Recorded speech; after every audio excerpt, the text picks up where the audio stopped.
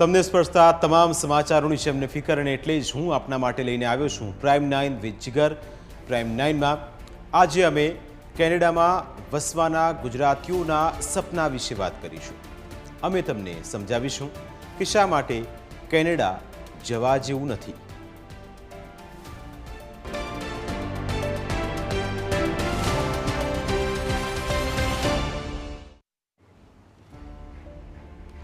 ભારતીયોને કેનેડા જવું જોઈએ કે ન જવું જોઈએ? વિદેશ જવા ઈચ્છુક ભારતીયોને લાંબા સમયથી આ સવાલ સતાવી રહ્યો છે. હમણાં કેનેડાએ પોતાના વિઝા નિયમોમાં ફેરફાર કર્યા પછી આ મુદ્દો પાછો ઉપસ્થિત થયો છે. કેનેડામાં વિઝાના નિયમોમાં ફેરફાર સિવાયની બીજી પણ ઘણી સમસ્યાઓ છે, જેના વિરોધમાં હમણાં કેનેડામાં ભારતીય વિદ્યાર્થીઓ ઉગ્ર દેખાવો કરી રહ્યા છે. શા માટે ભારતીય વિદ્યાર્થીઓ ઉગ્ર દેખાવ કરી રહ્યા છે એ પણ અમે આપને બતાવીશું કે આખરે કેનેડા એટલે સમસ્યાઓનું ઘર કેમ કહેવામાં આવે છે. કેનેડામાં રોજગારીની તકો હવે ઓછી રહેવા માટે મકાનો પણ નથી, અને તકો પણ ઓછી છે અને રહેવા માટે મકાનો પણ નથી. વિદેશીઓ વધારે તકલીફમાં હોવાનું એક તારણ પણ સામે આવ્યું છે. 70,000 જેટલા ભારતીય વિદ્યાર્થીઓ પર ડિપોર્ટેશનની તલવાર લટકી રહી છે. આ વિદ્યાર્થીઓની વર્ક પરમિટ પણ પૂરી થઈ રહી છે. હવે માસ ડિપોર્ટેશનનો ખતરો પણ આ ભારતીય વિદ્યાર્થીઓને સતાવી રહ્યો છે. હજારો વિદ્યાર્થીઓના દેખાવો રોડ પર આ વિદ્યાર્થીઓ આવીને પોતાના પ્રદર્શન કરી રહ્યા છે. કેનેડિયન સરકારની વિદેશ નીતિનો અહીં સખત વિરોધ થઈ રહ્યો છે. મે મહિનામાં કેનેડા સરકારની વિઝા નીતિનો વિરોધ કરવામાં આવ્યો. વિદ્યાર્થીઓ અને વર્ક પરમિટ ધારકોએ ભૂખ હડતાલ અહીં કરી અને પોતાનો વિરોધ પ્રગટ કર્યો હતો. કેનેડાની સ્થિતિ પ્રત્યે આખી દુનિયાનું ધ્યાન ખેંચાયું છે. ભારતમાં કેનેડાનું દેખાડાય છે ફૂલ ગુલાબી ચિત્ર, પણ શું ખરેખર કેનેડામાં એવું છે ખરું? આ વાસ્તવિકતા ન હોવાનો લોકોને અહેસાસ થઈ રહ્યો છે. કેનેડા જવું જોઈએ કે નહીં એવો સવાલ લોકોને થઈ રહ્યો છે.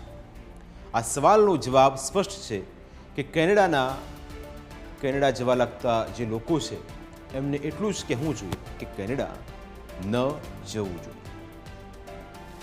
કેનેડા નહીં જવા માટે નક્કર કારણો પણ છે.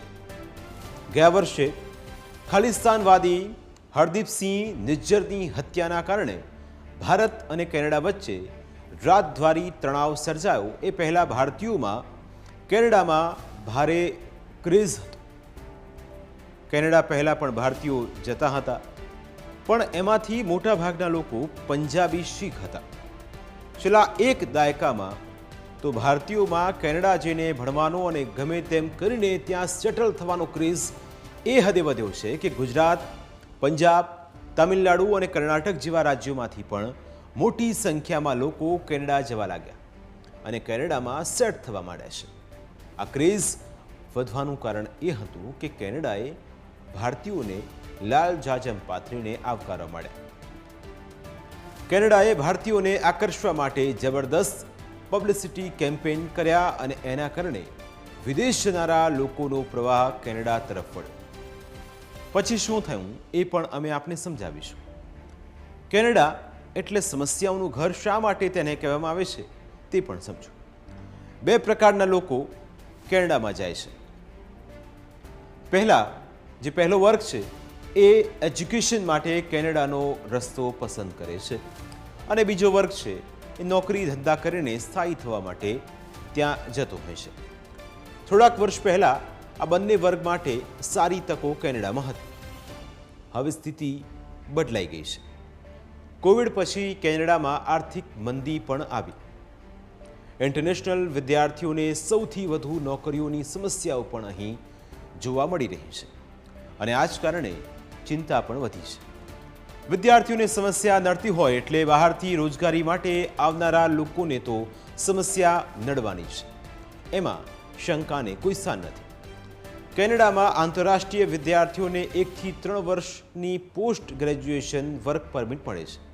એ પછી તેમના કામના અનુભવના આધારે તેમને પરમનેન્ટ રેસિડેન્સી મળે છે, એટલે કે PR મળે છે, જેને પ્રોવિન્શિયલ નોમિની પ્રોગ્રામ તરીકે ઓળખવામાં આવે છે. કેનેડાએ વિદેશી વિદ્યાર્થીઓને આકર્ષવા વર્ક પરમિટના નિયમોમાં ફેરફાર કર્યા.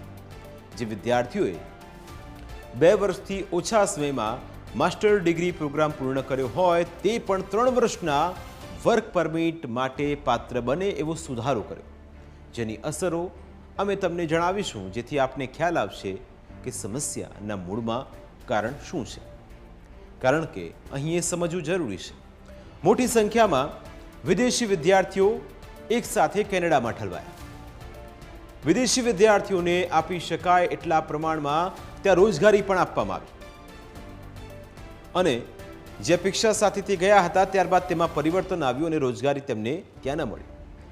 કેનેડાની સરકારે અચાનક વર્ક પરમિટની મુદત ઘટાડી દીધી.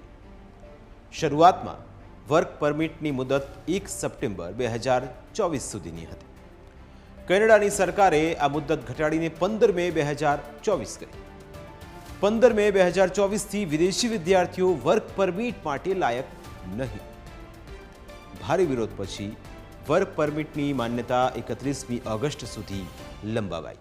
આમ છતાં કોઈ ફરક પડતો નથી. કેનેડામાં રોજગારી જ નથી એવું પણ કેટલાક જાણકારોનું કહેવું છે.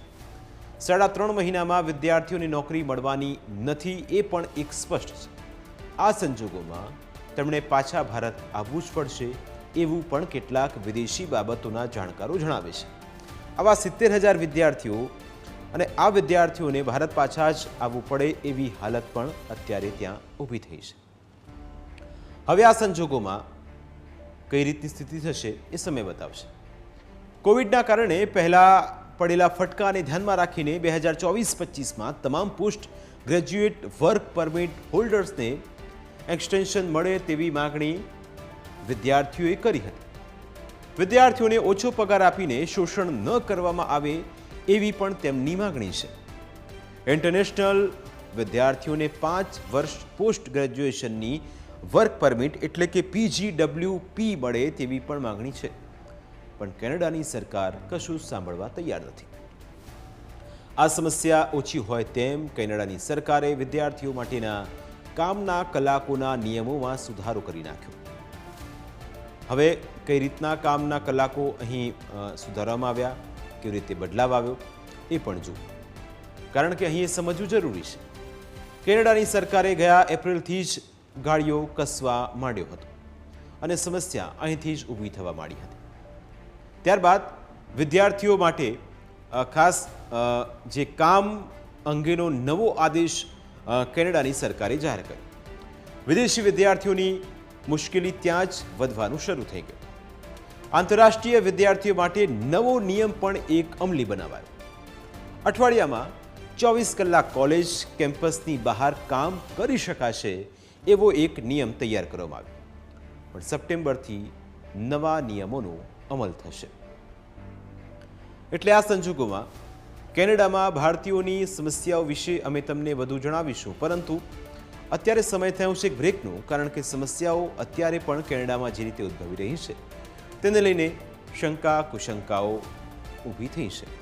પણ કેટલાક જે અહીંથી ગુજરાતમાંથી અથવા તો દેશભરમાંથી જે લોકો ગયા છે એમનું એક વર્ગનું એવું કહેવું છે કે કેનેડામાં કોઈ સમસ્યા છે નહીં.